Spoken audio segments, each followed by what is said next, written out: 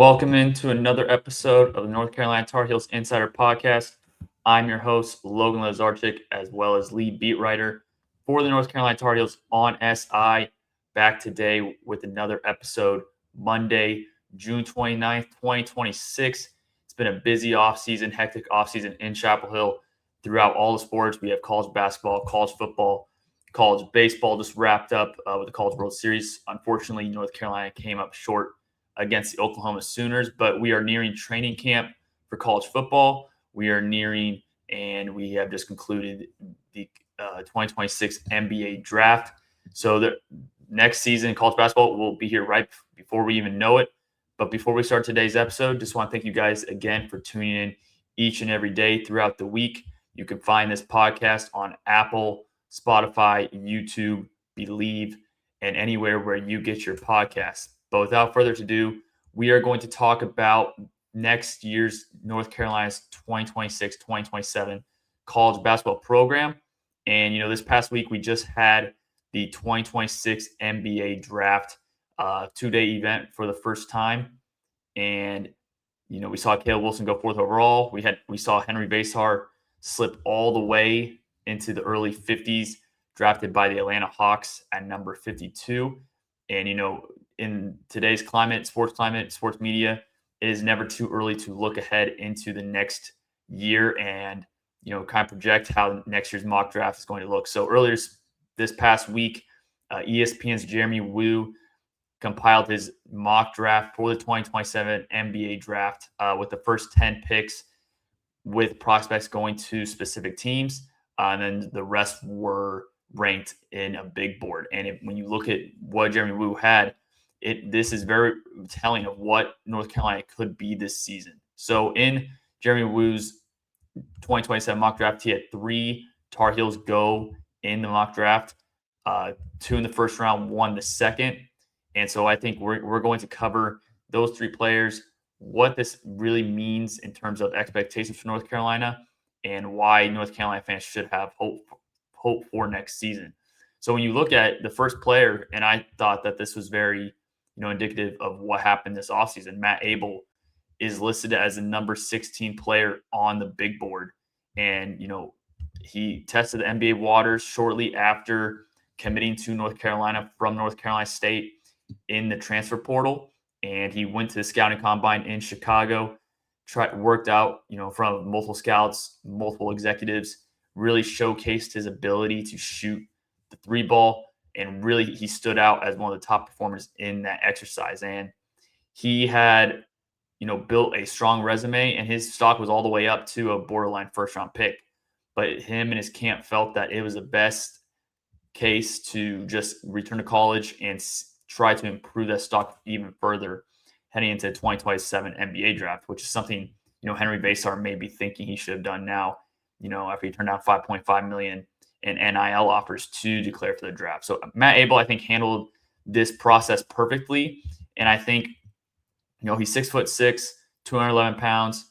And now the fact that in next year's draft, he's viewed as a, just right on the precipice of a border or a lottery pick, that kind of shows not only how good of a player you can be, but also just the gap between this year's draft and next year's draft. The 2026 NBA draft, potentially generational, when you kind of look at how many players are capable of being superstars, how deep and robust this depth of this draft has to offer. So I think, again, Matt Abel, made the correct decision of returning to college for at least one more season. And I do think that this next season will be his lone season in Chapel Hill. He'll be, I think he has the ability to really show that he could be one of the best players in the ACC. So number 16 for me is not too high.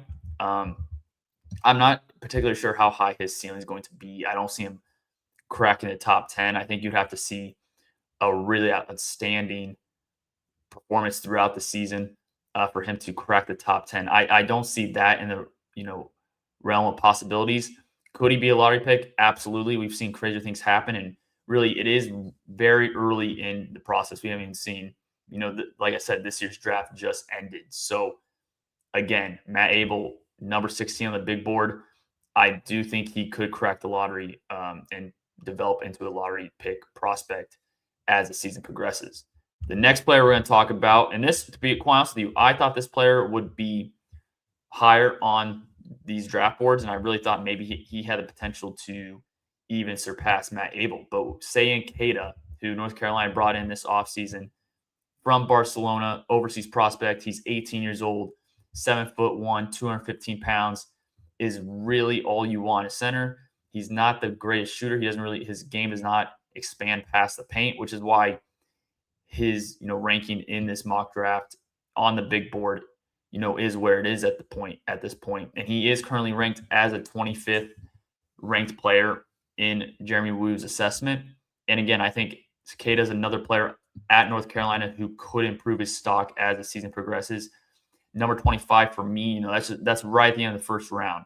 And I definitely think if he proves not only to be an elite defender, but if his offensive game could take that next step under head coach Michael Malone, I do think that there is a great possibility that he's also a lottery pick. And again, NBA and basketball in general has shifted from, bully ball in the paint to you have to be able to shoot the three ball. And, that's a per example of this year with, Caleb Wilson going fourth overall.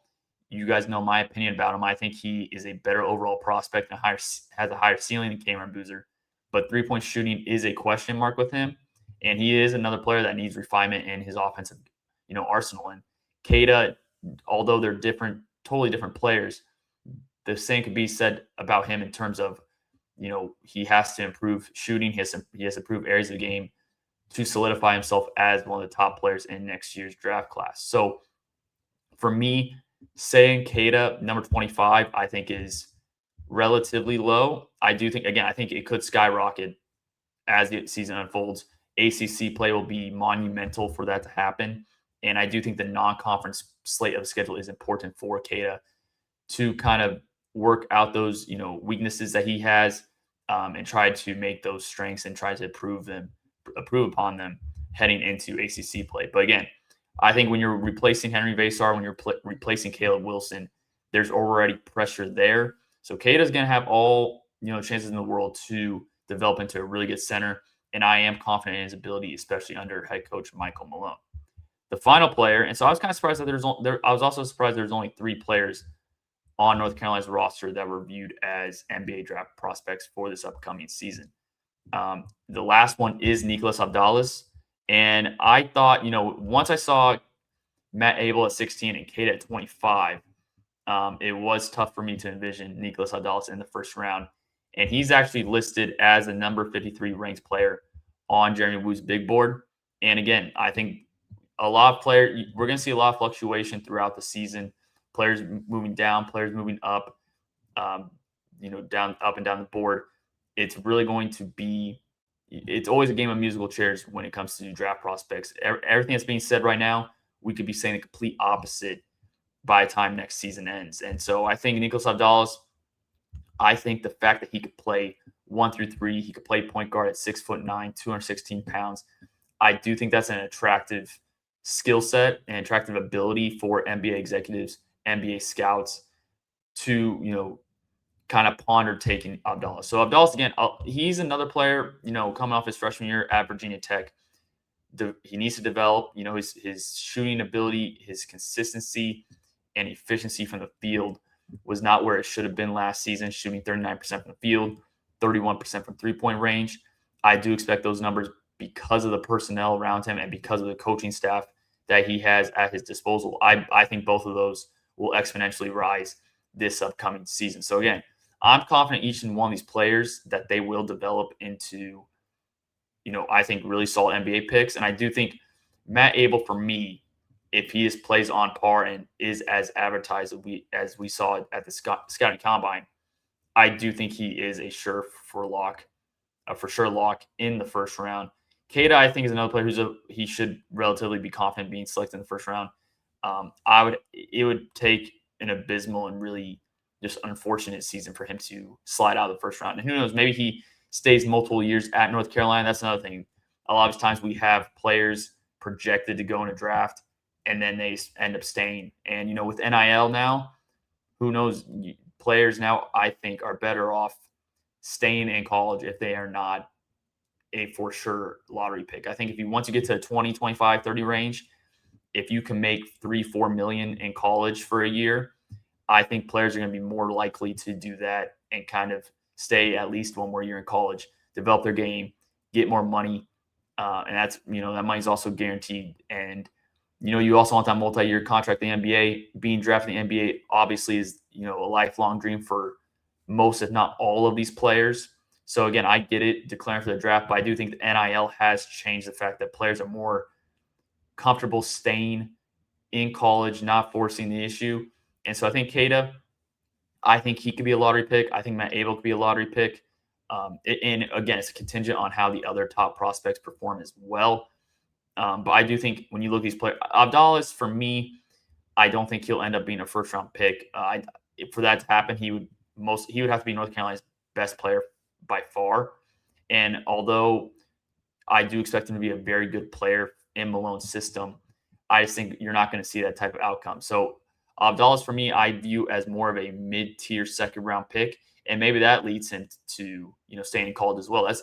It's very interesting nowadays with NIL and all that. Like I've been talking about, is it adds another element to the decision-making process. So again, and a couple names that I was surprised not seeing, Maxwell Adams, and now that again, maybe we don't really see him take that leap and really dominate as he was expected. Now that Matt Abel is going to be in the starting lineup and Adams is most likely going to be operating off the bench. So I think, barring an injury or barring just him, just exploding and really proving to be a cornerstone piece, I don't expect Maxwell Adams to be drafted. Again, I was relatively surprised that he just wasn't at least in consideration in the low 50s on Jeremy Woo's draft board, which again, he released this mock draft earlier this past week. And then, Terrence Brown, I get senior, he's kind of a finished product. So again, older players usually don't get the recognition that these younger players do. So, but who knows? We saw, Yaxel Lenderborg from Michigan, 23 years old, 24 years old, really wasn't on NBA draft radars. And then really he exploded, really had a breakout campaign at Michigan this season, leading the Wolverines to the national championship. So you never know what's going to happen. Again, this is very early. There's going to be several moving parts to this discussion, to the narrative. So what you're seeing right now is definitely not what it's going to look like 8-9 months from now. It's going to look much different. And it's not going to be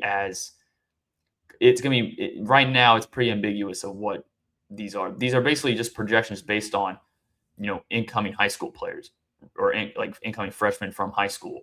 You have Stokes from Kansas. He's projected as the #1 pick. He hasn't played a single minute in college. Keita hasn't played a single minute in college. So again, a lot of this is a guessing game. We really don't know, but it is an interesting thing to look at as a barometer to see how North Carolina could potentially pan out in the 2026-27 college basketball season. And again, I think Michael Malone has done a stellar job of assembling a roster considering the circumstances that he found himself in when he arrived in Chapel Hill. So I think North Carolina, again, I think they're in good hands. I think they've built a versatile roster. And, just overall takeaways from this, just to extend what I'm saying, I think right now they're viewed as a borderline top 25 team. I think by the end of the season, they could be, ranked 17th, ranked 18th, and really battling for one of these, 4 or 5 seed lines in the tournament. So again, Michael Malone, I think, has North Carolina in a really good spot. We've seen them struggle in recent memory. They have not been playing up to par, up to standards, especially the last 2 seasons. I do think North Carolina flips the narrative, flips the script, gets back into the second weekend of the NCAA tournament, which would mean that they would advance to the Sweet 16. And so I think, again, Matt Abel, Neil Sadalis, Say and Keita, that these players are just examples of what North Carolina has accomplished this offseason. So I'm excited for North Carolina basketball. I know North Carolina football training camp's right around the corner. We'll be covering that as well as that nears, and we'll have more stories on North Carolina on SI each and every day.